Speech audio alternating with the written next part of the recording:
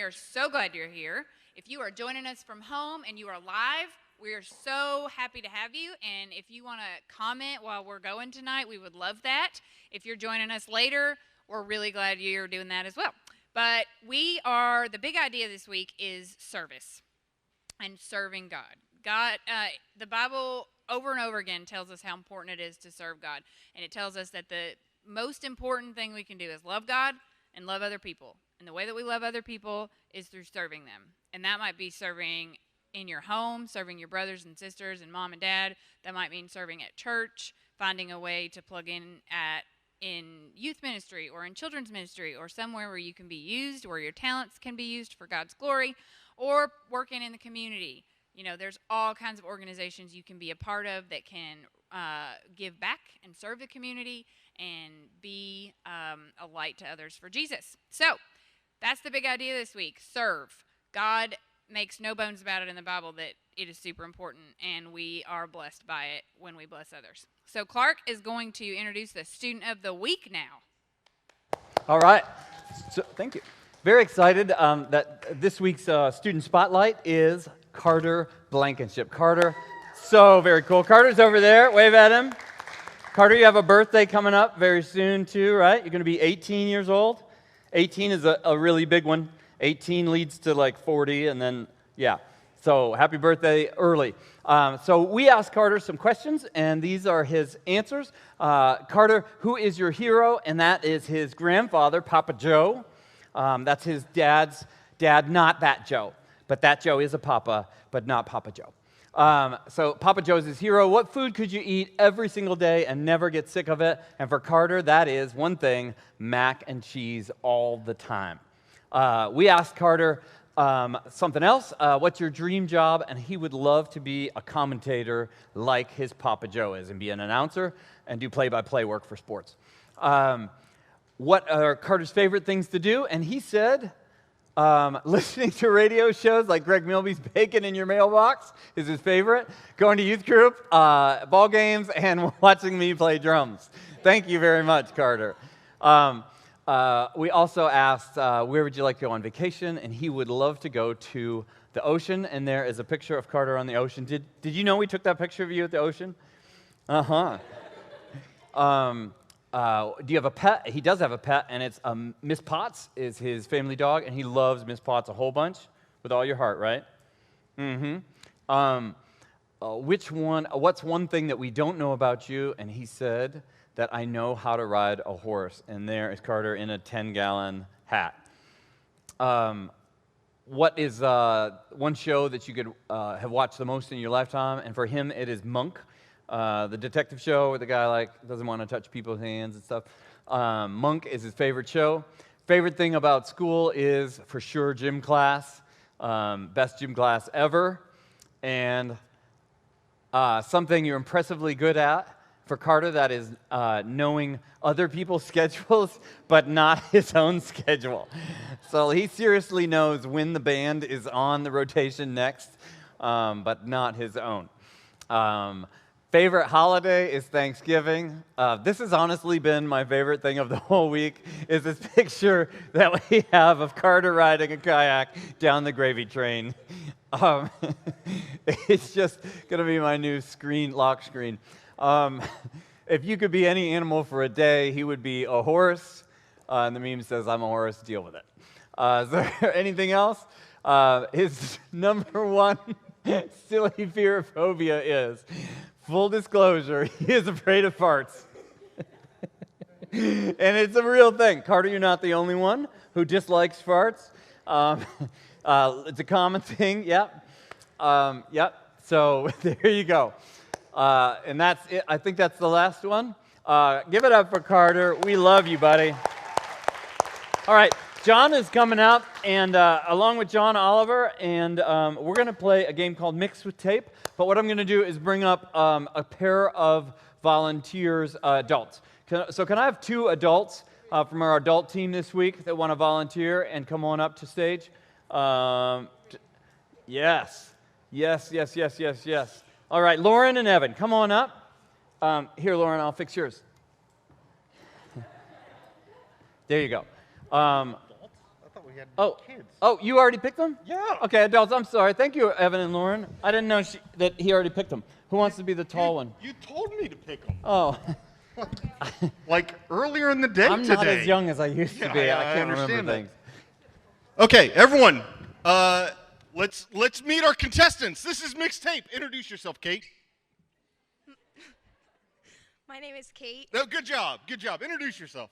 My name is Graham. All right. This is Graham and Kate. They are going to be blindfolded. This is the way we're going to play this game, right? They're going to be blindfolded, and they're not going to be able to see what's on the screens. And it is going to show a song. Your guys' job is to hum that song very loudly. And as they hear that song, the first one, don't be afraid, guys, to shout out into the microphone. The first one that guesses it gets points. Do you guys get it? Awesome. That's great. So, Kate, you're going to have to get a little closer to the microphone. There you go. Okay. All right. So, don't yell out the name of the song. They get 20 seconds to guess. If nobody gets it in 20 seconds, it's done. Ready? Go.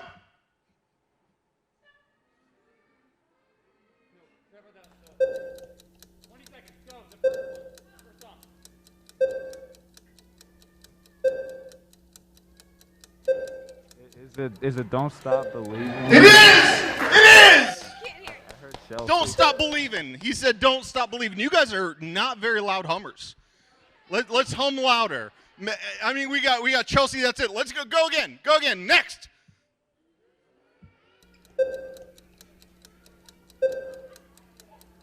Everybody. I don't know if I'm gonna get this one. No idea. You got a couple more seconds. I'm just going to take this down and let Chelsea hum into this microphone because she's the only hum. Time's up. It was All the Single Ladies. All the Single Ladies. Okay, keep going. Keep it rolling. Theme song. I can't hear anything.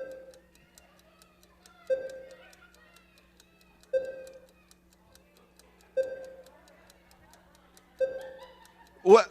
Wow. This is terrible. Do you know how to hum? Do you know how to hum?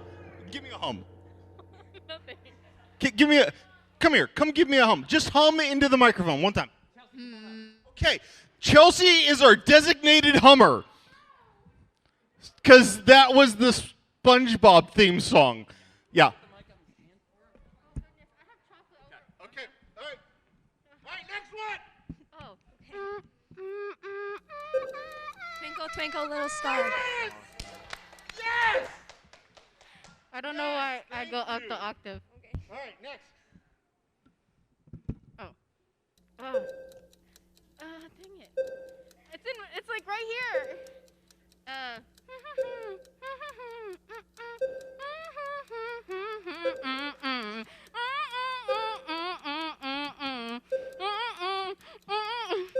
Is Shake it Shake Off. It Off by Taylor Swift? Well, At the buzzer. I love it. All right. Why do you like have to do dance moves with it?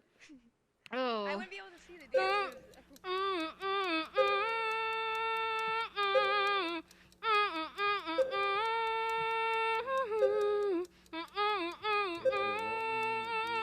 is it Rolling in the Deep? Rolling in the deep. How did you ever get that? Yeah, it's awful. It's horrible humming. Keep on. Oh,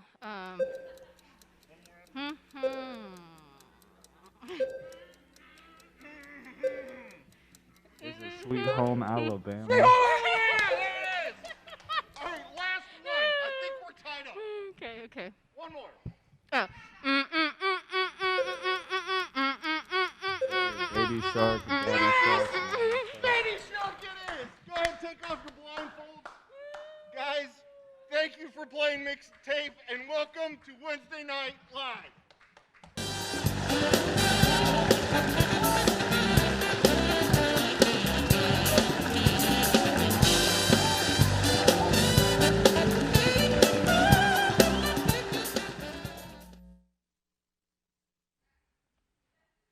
I forgot I was next. Okay.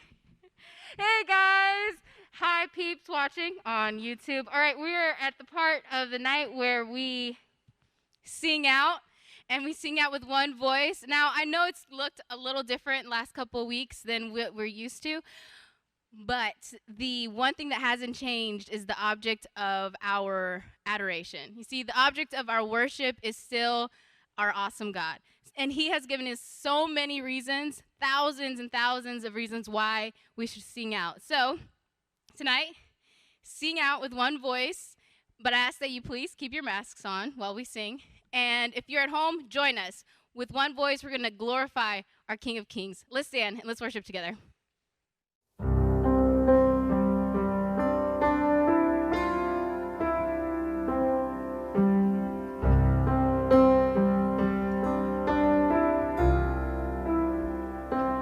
In the darkness we were waiting, without hope and without light, till from heaven you came running. There was mercy in your eyes to fulfill the law and prophets. To a virgin came the word, from a throne of endless glory to a cradle in the dirt.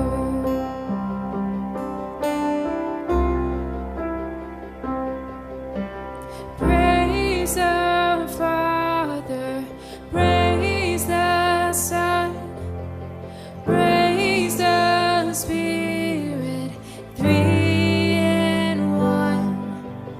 Praise the Father, majesty,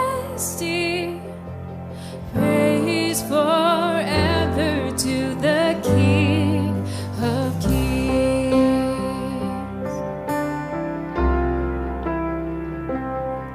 To reveal the kingdom come and to reconcile the lost, to redeem the whole creation. You did not despise the cross, for even in your Son you sought to the other side, knowing this was our salvation. Jesus, for our sake you died.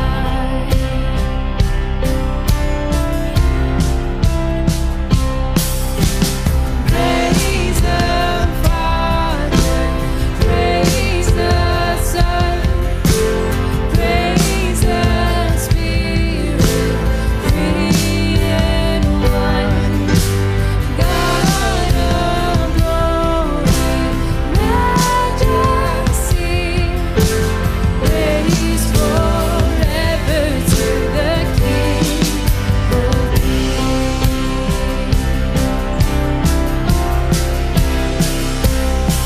The morning that you rose, all of heaven held its breath, till the stone was moved for good, for the Lamb had conquered death, and the dead rose from their tombs, and the angels stood in awe, for the souls of all who'd come to the Father are restored, and the Church of Christ was born. In the Spirit lit the flame. Now this gospel truth of old shall not need, shall not fade. By His blood and in His name, and in His freedom I am free. For the love of Jesus Christ, He has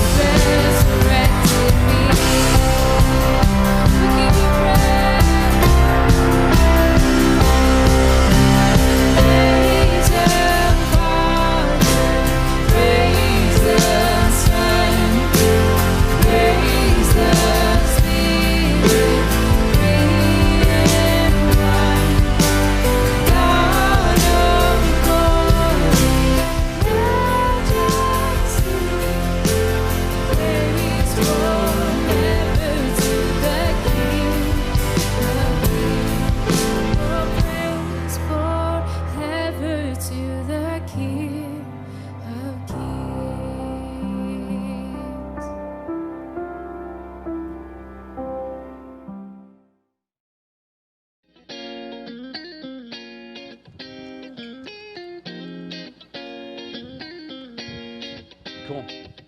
Who was here last week to hear Jared Waldick speak? Raise your hand. Fantastic. So a ton of you guys. That was his first time. Your first time speaking up here. You did a fantastic job. And I thought it was cool that he said even being up here is a stretch for me. And that's what we've been talking about, is stretching and doing new things. You know, Jared talked a lot about starting to have new habits in our lives, doing something new. And he said that spiritual habits are a stretch that helps us grow in our faith.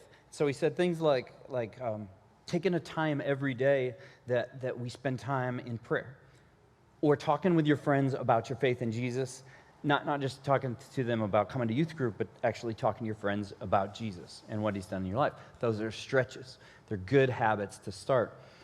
Tonight, we're going to start talking about some bad habits, though, the opposite of them. And all of us have bad habits. You might bite your nails, or you might pull your hair when you get nervous. You might daydream in class and think about what's coming next for you. You might have an obsession with checking your Snapchat all the time. You might have a game that you love so much on your phone that you play it when you're supposed to be doing your homework or when church is going on or something else. We all have bad habits, whatever they are. This week I found a device called the Pavlok. Here's a picture of it. The Pavlok, it's a wearable, and it's designed to help people break their bad habits. And it's really cool. It works in a really interesting way. I want to show you the trailer video for how it works. More than 40% of our lives are spent in habit. For most of us, that time is wasted. The secret to transformation is not to try harder. It's to replace bad habits with the habits of excellence. If you wanted to transform yourself, how would you start? First, identify the habits that hold you back. Pair them with a negative stimulus, like electric shock. Each surge of voltage trains your brain and weakens the neural connection until the bad habit is severed. Next, replace the bad habit with a positive one. Reward yourself when you complete your daily goal. Commit to a penalty if you fail. The fear of loss stimulates your basal ganglia, while the chance of reward motivates your prefrontal cortex. In fewer than 30 days, the action becomes a habit. Pavlok is the first system designed to help you build good habits and break bad ones. Earn rewards when you succeed, pay the price when you fail, and experience the electric shock that keeps you on track. Yeah, that's a real thing. It's $200. You can buy it like on Amazon. And it actually does torture you. It really does. It's like a dog shock collar. Say that you eat too many French fries and you want to stop. So you put in the app, I want to stop eating French fries, I want to stop swearing, I want to stop doing whatever these things. And every time you have to be honest with it, but every time you do one of those things, you eat French fries, you push the button on it, and it gives you a really bad shock. And over time, you don't want to eat French fries because you don't want to get that shock. Also, it gives you rewards for doing good things like eating broccoli or whatever you put in the app. I don't know what the rewards are. So it's this really cool thing. It takes a serious commitment. If you got a lot of bad habits, you could be shocking yourself. You could have like serious traumatic injuries from shocking yourself every 5 minutes of the day. And so on their website, I found this list of bad habits. There are a lot of bad habits to choose from if you asked a lot of people. Like maybe for you guys, maybe you spend too much time on Reddit or too much time on YouTube or something. Maybe you interrupt your friends when they're talking. You're all talking at the same time. Maybe you drink straight from the carton in the fridge and you put your mouth right on the carton and it's gross. Maybe you chew on your hair or pluck your eyebrows when you get nervous. I don't know what yours are. There are lots of bad habits. Here's the thing. Most of the things on this list don't have an impact on your spiritual life, though. But there are bad habits that will keep you from growing spiritually, that will stunt your growth spiritually. And so we want to talk about some of those. We're going to play a game real fast. Why don't you stand up? This is a quick round of sit down if. I'm going to list some bad habits. If you have this in your life, go ahead and sit down. This is like interactive. Here we go. Sit down if you ever held a grudge. Sit down. If you got salty and stayed that way against somebody. Like, ever? I'm holding one right now. Sit down if there's someone that you just can't stand. Okay? Sit down if you're lying. No, I'm just kidding. Sit down if you've ever struggled to forgive somebody. Okay, right now we're going to play stand up if. Stand up if you've ever struggled to apologize and ask someone to forgive you. Yep. Stand up if you've ever, what's the next one? If you say things or do things that hurt other people's feelings sometimes. Yeah, you can stand up if, or stay standing if you already are. Last one, most of you guys are standing. Sit down if you make time for friends and video games, but struggle to make time for God. Yeah. What we have in common is that a lot of these affect all of us. You can have a seat. I love the fact that some of you guys are still standing. These affect a lot of us. You're not the only one with some of these habits that get in the way of your spiritual growth that are tough to break. It is a common thing, and we've all got some room to improve. The Bible uses the word sin to talk about these habits that get in the way of our growth. And the word most used in the Bible for that is called hamartia. It means to miss the target of what God wanted for you. When we miss the target of what God wants for us, we have these bad habits that we're holding on to. And so tonight I want to talk about letting go of these bad habits that we all have that get in the way of our growth. Last week, Jared talked and shared some from Romans 12. One of the verses that he shared was the second verse of that. And he said, don't copy the behavior or the customs of this world, but instead, let God transform you into a new person by changing the way that you think. So we're not looking like the world, but we're letting God transform us. Transformation, turning from one thing to another thing, is the goal. And following Jesus isn't just a prayer that you pray one time and then you're done with it for life because you're saved. It's this process of transformation happening as God is taking the brokenness out of us and putting righteousness into us. And he's changing us from looking like the world to looking like him more and more and more. That's what this verse in Romans 12 says is happening in us. And these bad habits and these good habits are a part of that transformation. Brokenness and sin is from our natural selves, the people that we were, the way we were before Christ. But righteousness and goodness and these good habits is something that only comes from God. You can't buy it in the store, and you can't willpower it out. It comes from God, and we just participate in it. So when we stretch and when we grow in our faith, life change is happening in that process. And Paul is saying in the book of Romans that as Jesus followers, we should not look like everybody else in the rest of the world. And we shouldn't sound like everybody else in the rest of the world, because God is transforming us from the inside of us with our heart and our desires and our loves to the outside of us, the things that we say and do, and the things that we don't say, and the things that we don't do. Only God can transform us. But you are partners in the process by saying, I'm going to cooperate with you, God. I'm going to put myself in a place where you can speak to me. I'm going to put myself in a squad of people where you can keep me accountable. So some habits are things we start. Some habits are things we stop. And we're going to look ahead in Romans 12, and we're going to read some of those. They're on the screen. Look at this. So he gives some do's and don'ts here. It's real practical, easy to understand. He says, live in harmony with each other. Do that. Don't be too proud to enjoy the company of ordinary people. Stop doing that. Don't think that you know it all. Some of you guys sometimes think you know it all. I do too. Never pay back evil with more evil. Do things in such a way that everybody can see that you're honorable. Do all that you can to live at peace with other people. Dear friends, never take revenge, and just leave that to the righteous anger of God. So he gives us this list of things. Don't do this. Do this. Don't be proud. Don't be know-it-alls. Don't hold grudges. Don't look for revenge. Don't let sin control us. He gives us this practical list of things. Reality is that when we read that, most of us hate being told what to do. Anybody love being told what to do? You're probably a couple of you, rule followers. Most of us hate it. Do you hate being told no? Absolutely the worst thing. If you're told no, sometimes you want to do the thing. You're like, I hadn't even thought about that, but now that you mention it. When I was little, my dad took me ice fishing once, and I'd never been before, so we walked out on the ice, and there's a little hole in the ice, and I guess you're supposed to put your line through there and just pull fish out. I don't know. That's how it's supposed to work. And I was a difficult child, and so he said, this is going to be an easy day. There's only one rule. Don't put your hands, your feet, any part of your body through the hole in the ice. We're good. Can you do that for the day? Mm-hmm. And I was like, you know what? I hadn't even considered putting my hands or feet through the hole in the ice, but now that you mention it.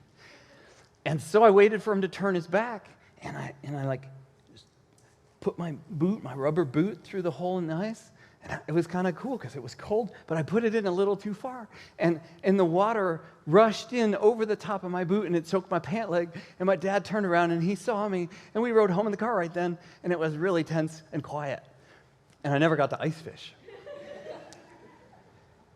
And the thing is that just having a rule, just having a list of don'ts is not enough to make us want to obey them, right? Tell me what not to do, and that is the very thing that I all of a sudden want to do. And it doesn't matter how old you are. If you're 6 years old like I was, or 16, or 60, we don't work that way. The Pavlok company is not some Bible company, but they understand one thing that is totally biblical, and that is that replacing sin with godliness is at the heart of true transformation. It's not just that Jesus wipes out our sin, it's that he replaces it with godly character.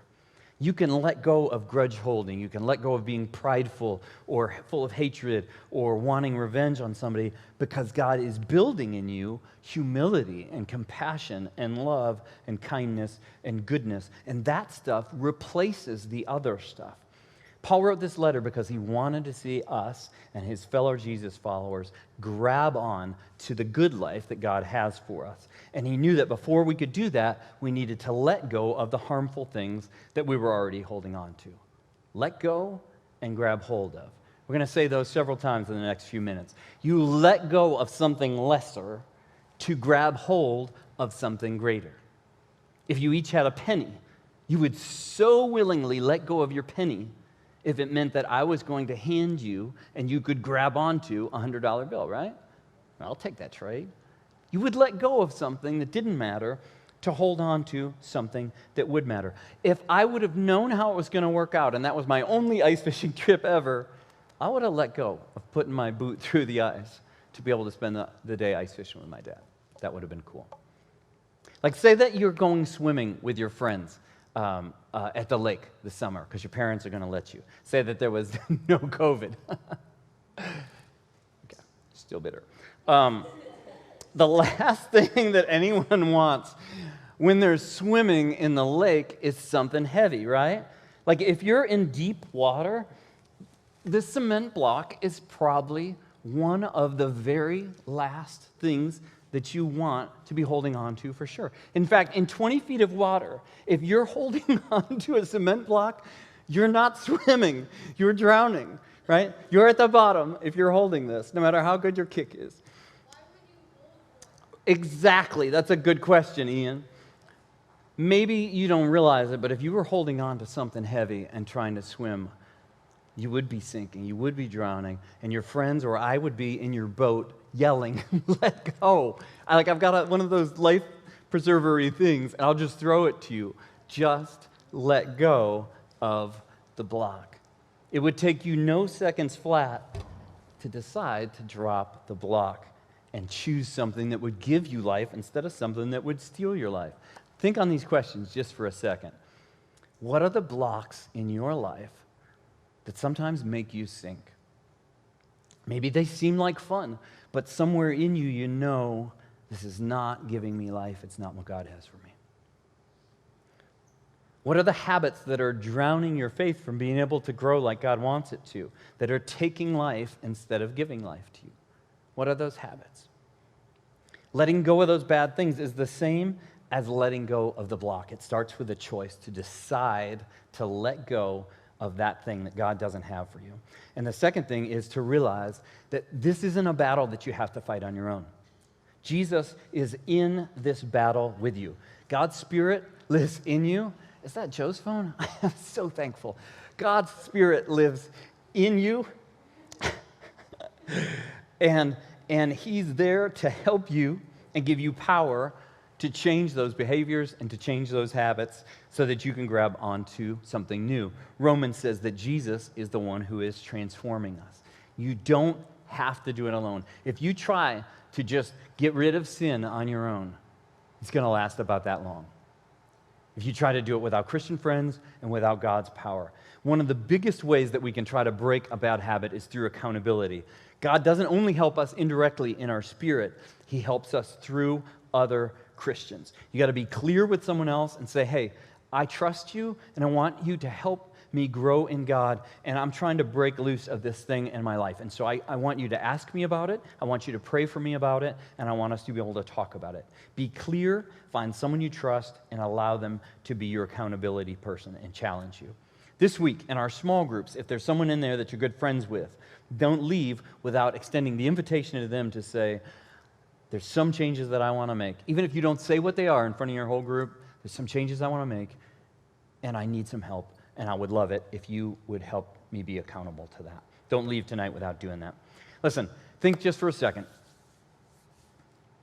What are the ways that tonight God has kind of whispered into your heart and said, this habit is drowning you, and I want you to let go of it? I think to each one of us, God has spoken something. It's come to mind as we've been talking about these things. What's the sin habit that God's speaking to you right now, saying, this is less than what I have for you, and if you let me help you to let go of it, I've got so much more for you to grab onto. If tonight you haven't felt like God said anything to you at all, what I want you to do is point back to the Word. Because the Word is the main way that God speaks these things to us. Not through a person on stage speaking, not even through your great Christian friends.